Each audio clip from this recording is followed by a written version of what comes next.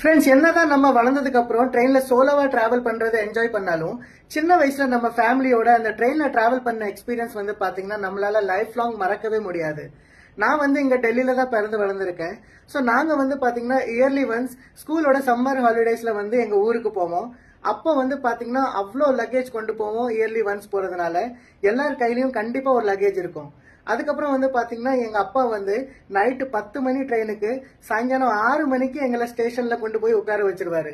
அதுக்கப்புறம் வந்து பாத்தீங்கன்னா ட்ரெயின் வந்து எந்த பிளாட்ஃபார்ம்ல வரும்னு சொல்லி அது ஒரு டென்ஷன் போய்கிட்டு இருக்கும். அதுக்கப்புறம் அப்படி இப்படின்னு சொல்லி ட்ரெயின் ஏறிட்டு நைட்டுங்கிறதுனால அப்படியே செட்டில் ஆகி தூங்கிடுவோம்.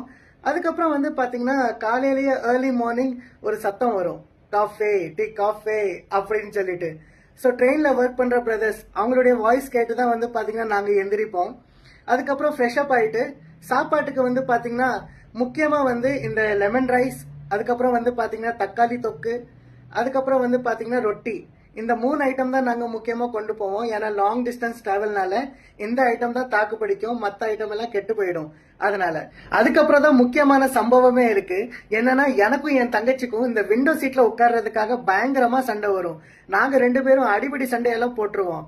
நாங்க எங்க சண்டை போட்டுட்டு இருக்கும்போது அங்க இருந்து எங்க 2 அண்ணங்களும் வந்து எங்களை 2 பேரையும் மண்டையில ஒரு போடு போட்டுட்டு அவங்க 2 பேரும் விண்டோ சீட்ல உட்காந்துக்கிடுவாங்க. நாங்க 2 பேரும் பல்பு வாங்கிட்டு ஒரு மூலையில உட்காந்துக்கிடுவோம்.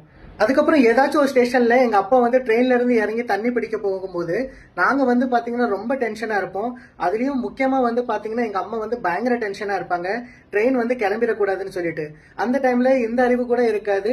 லைக் வந்து நம்ம எந்த ஒரு பெட்டியிலனாலும் ஏறிடலாம், அதுக்கப்புறம் வந்துடலாம்னு சொல்லிட்டு இந்த படத்துல வர்ற மாதிரி அதே பெட்டியில தான் ஏறணும்னு சொல்லிட்டு நாங்க நினைச்சுக்கிட்டு இருப்போம். அதுக்கப்புறம் வந்து பாத்தீங்கன்னா இந்த வாஷ்ரூம் அது வரும்போது நாங்க டாய்லெட்டுக்கு போவோம். டாய்லெட்டோட கண்டிஷனை பார்த்ததுக்கு அப்புறம் வந்து பாத்தீங்கன்னா வர்ற கக்கூசும் வராது. தென் நாங்க வந்து சென்னை சென்ட்ரல் ரயில்வே ஸ்டேஷன்ல வந்து இறங்கிடுவோம். ஏன்னா எங்க ஊருக்கு, அதாவது திருநெல்வேலிக்கு அந்த டைம்ல டைரக்ட் ட்ரெயின் கிடையாது. ஸோ நாங்க வந்து காலையில இருந்து சாயங்காலம் வர அங்க பிளாட்ஃபார்ம்லயே உட்காந்துருப்போம். அதுக்கப்புறம் வந்து பாத்தீங்கன்னா ஈவினிங் டைம்ல இந்த நெல்லை எக்ஸ்பிரஸ் வரும். அந்த ட்ரெயின்ல தான் ஏறி நாங்க டிராவல் பண்ணுவோம். தென் அடுத்த நாள் மார்னிங் வந்து திருநெல்வேலியில இறங்கிட்டு அங்கிருந்து பஸ்ஸை பிடிச்சு எங்க ஊருக்கு போவோம். ஊருக்கு போனதுக்கு அப்புறம் அங்கிருந்து ஒரு ஆட்டோ பிடிச்சு எங்க வீட்டுக்கு போய் சேருவோம். ஸோ இப்படியெல்லாம் டிராவல் பண்ணி நாங்க நொந்து நூல் ஆயிடுவோம். அதுக்கப்புறம் வீட்டுக்கு போய் சேர்ந்ததுக்கு அப்புறம் அன்னைக்கு ஹோல் டே வந்து பாத்தீங்கன்னா காதுக்குள்ள ஒரு சத்தம் போய்கிட்டே இருக்கும்.